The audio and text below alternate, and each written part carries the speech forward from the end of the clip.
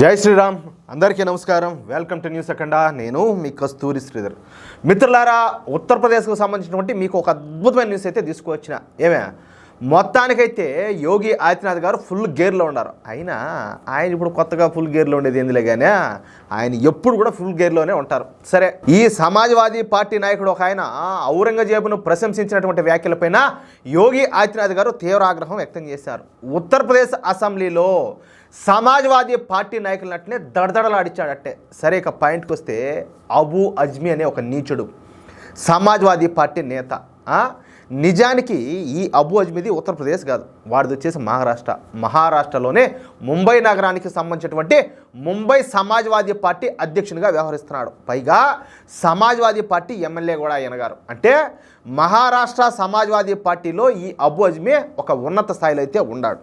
ఇకపోతే ఛత్రపతి సంభాజీ మహారాజ్ జీవిత చరిత్ర ఆధారంగా తెరకెక్కినటువంటి చావా సినిమా గురించి ఈ సమాజ్వాదీ పార్టీ నాయకుడైనటువంటి ఈ అబూ అజ్మీ మాట్లాడతా, చావా సినిమా ఒక అద్భుత కల్పనంట.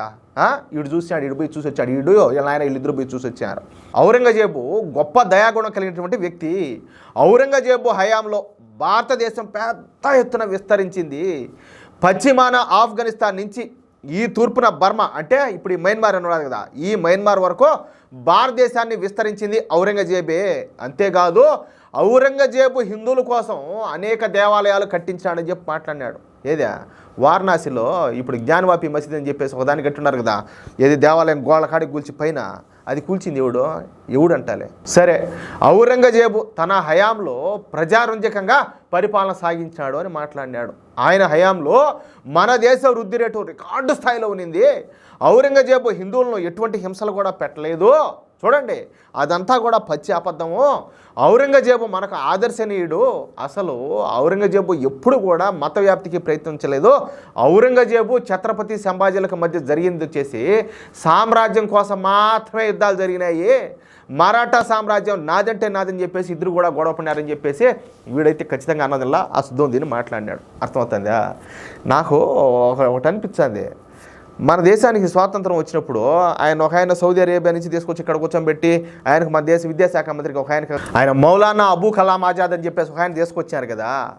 ఓడేనేమరా స్వామి, ఇటాట మొండాకుడులు కన్నా అప్పట్లోగానే ఉండింటే ఇంకా మన చరిత్ర ఇంకెంత తప్పుపడుతురో ఇంకెంత దారుణంగా రాసిందిరో. అదేందుకు గుడ్డు గంటే మెల్లమెల్లన్నట్టు వీటితో ఆలోచన చేసుకుంటే ఓడే ఒకరో నయం అనిపించాడు.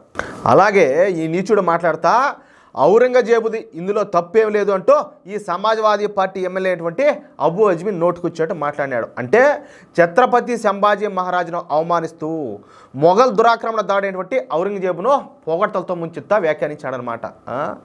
మితిమీరిపోయింది మన దేశంలో ఈ భావ ప్రకటన స్వేచ్ఛ అదని ఇదని ఇలా పెండాకుడు అని చెప్పేసి మితిమీరిపోయినాయ్యా నోటుకొచ్చేట్టు మాట్లాడసాగినారు ఇష్ట ప్రకారము.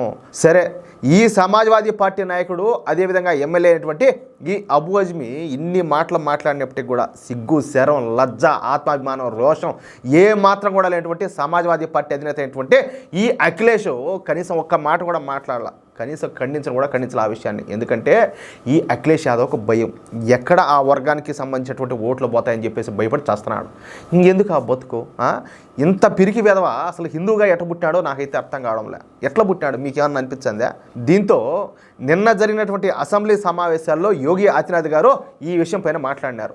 అసలు ఈ అబూ అజ్మీకు ఛత్రపతి సంభాజీ మహారాజ్ గురించి ఇన్ని మాటలు మాట్లాడే దమ్ము అసలు ఎట్టొచ్చింది వీడికి? అసలు అబూ అజ్మీకు అంత ధైర్యం ఎక్కడిది? అదంతా కూడా సమాజ్వాదీ పార్టీ అధినేత అయినటువంటి ఈ అఖిలేష్ యాదవ్ ఇచ్చినటువంటి స్వతంత్రం వల్లనే కదా. ఈరోజు అతను ఈ విధంగా మాట్లాడడానికి కారణమైందా ఏమంటారా? అసలు ఈ విషయం పైన అఖిలేష్ యాదవ్ స్టాండ్ ఏంది? అసలు సమాజ్వాదీ పార్టీ స్టాండ్ ఏంది?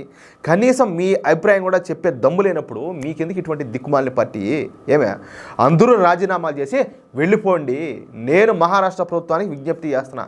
అబూ అజ్మీ మన ఛత్రపతి సంభాజీ మహారాజును అవమానించాడు, అందుకు అతనికి తగిన శిక్ష అయితే ఖచ్చితంగా పడాల్సిందే. కావాలంటే ఈ అబూ అజ్మీను ఉత్తరప్రదేశ్కి పంపించండి, మేము అతని సంగతి అయితే చూస్తామంట. అబూ అజ్మీను తగిన విధంగా ట్రీట్మెంట్ చేసి పంపిస్తామని చెప్పేసి యోగి ఆదిత్యనాథ్ గారు అంటే కుండ బద్దలు కొట్టేశారు. సరే, అబూ అజ్మీ మాటలను బట్టి ఈ సమాజ్వాదీ పార్టీ తమకు ఔరంగజేబు ఆదర్శనీయుడని చెప్పేసి భావిస్తూ ఉన్నట్టే ఉండాలి. ఔరంగజేబు తండ్రి పేరు షాజహాన్. ఈ పాయింట్ ఒక్కసారి గమనించండి. ఈ షాజహాను తన జీవిత చరిత్ర రాసుకుంటా ఔరంగజేబు లాంటి కుమారుడిని కనడం నిజంగా తాను చేసినటువంటి అతిపెద్ద తప్పుగా వ్రాసుకున్నాడు దేంట్లో తన జీవిత చరిత్రలో. అటువంటి కొడుకు ఎవరికి కూడా పుట్టకూడదని చెప్పేసి ఈ షాజహాన్ అయితే కోరుకున్నాడు. ఆ విషయం మీకు తెలియదు అంటూ యోగి ఆదిత్యనాథ్ గారు ఉత్తరప్రదేశ్ అసెంబ్లీలో సింహగర్జన చేశారు. ఇక ఏం మాట్లాడాలో తెలియక ఈ సమాజ్వాదీ పార్టీ ఎమ్మెల్యేలందరూ కూడా ఎప్పటికిలాగానే తోక ముడుచుకొని సైలెంట్గా కూర్చోండిపోయినారు. అదేనైనా చివరికి కన్న తండ్రికే ఈ ఔరంగజేబు నచ్చలా, ఈ దారిద్ర్యపుండా కొడుకు వీడికి నచ్చాడంట ఔరంగజేబు. వీడు చెప్పడం చూడండి, ఎందుకురా స్వామి, ఎందుకురా మమ్మల్ని ఏడిపిస్తారు ఊరికే ఈ మాదిరా ఇట్లాంటి మాటలు గాలి మాటలన్నీ మాట్లాడే. చట్టాల్లో చాలా వరకు మార్పులు రావాలా, రాజ్యాంగంలో కూడా చాలా లూసులు ఉన్నాయి, రాజ్యాంగ సవరణలు కూడా జరగాల. లేకపోతే ఈ దేశంలో ఉన్నటువంటి మెజార్టీ ప్రజలకు అస్సలు ఏ మాత్రం కూడా స్వేచ్ఛ స్వతంత్రం హక్కులు అనేవి లేకుండా పోయేటట్టున్నాయి చూడబోతూ ఉంటే. ఇంకేం చేస్తాం, చరిత్రనంతా వక్రీకరిస్తూ ఉంటే, హిందువులను దోషులుగా చూపించే ప్రయత్నం చేస్తూ ఉంటే ఇంకేం చేయాలా, ఎట్లా బతకాలా ఆలోచించండి మీరే. మిత్రులారా, ఈ న్యూస్ కనుక మీకు నచ్చినట్లయితే ఖచ్చితంగా ఈ న్యూస్ నలుగురికి షేర్ చేయండి. అదేవిధంగా ప్రతి ఒక్కరు కూడా మీ యొక్క అమూల్యమైన అభిప్రాయంలో ఖచ్చితంగా కామెంట్ చేయండి. ఇంకో విషయం ఏంటంటే, ఇంతవరకు మీరు కనుక మన ఛానల్ సబ్స్క్రైబ్ చేసుకున్నట్టయితే ప్రతి ఒక్కరు కూడా మన ఛానల్ సబ్స్క్రైబ్ చేసుకోండి, సపోర్ట్ చేయండి ప్లీజ్. జై శ్రీరామ్.